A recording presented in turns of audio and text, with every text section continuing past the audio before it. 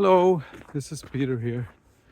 Today I'm going to talk about humans as opportunistic omnivores. Humans are and have always been omnivores. There has always been some element of vegetables and meat enabled to survive.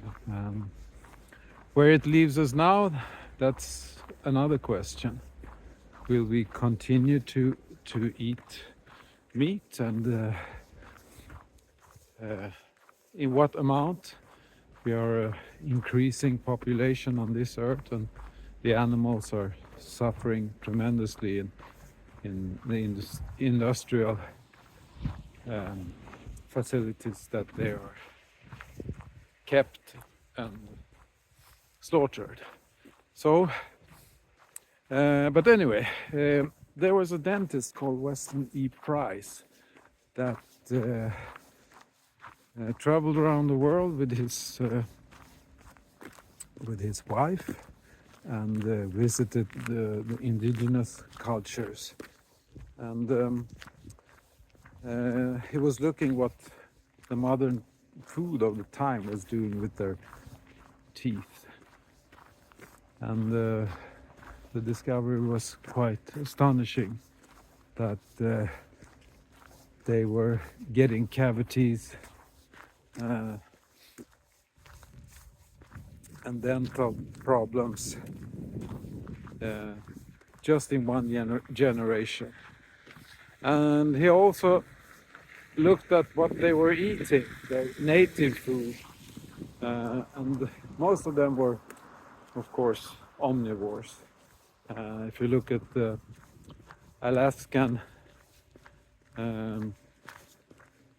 Eskimos, they were, of course, eating a lot of seal and mostly the intestines of the seal, because they knew, for example, in the stomach wall there was nutritious food and vitamin C was found there. But they also gathered vegetables in summertime, and they conserved it in seal oil, and also some kind of ground nut that the mice was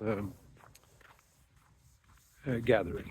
And also the Maasai people, who is famous for drinking cow blood and milk, they were also collecting vegetables when they could.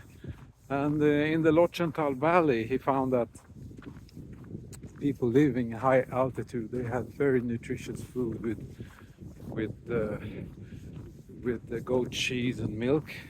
And they were eating meat once a week, and their hay was full of chlorophyll, and they had in summertime they had a lot of greens that they preserved for scarcity and winter.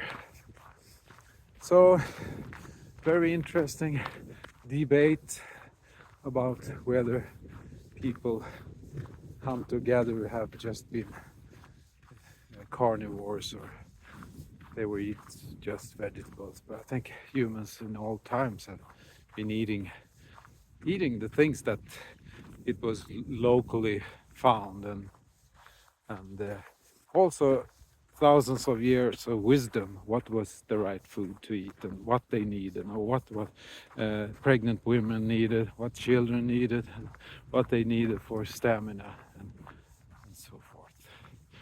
But anyway, where does it leave us now, the modern human being? I think one thing we have to get rid of is that ultra junk processed food with a lot of sugars and bad oils and processed wheat, grains, making us sick. And if we adopt the vegan diet or more of the meat style, I think that's personal choice. But I think we have to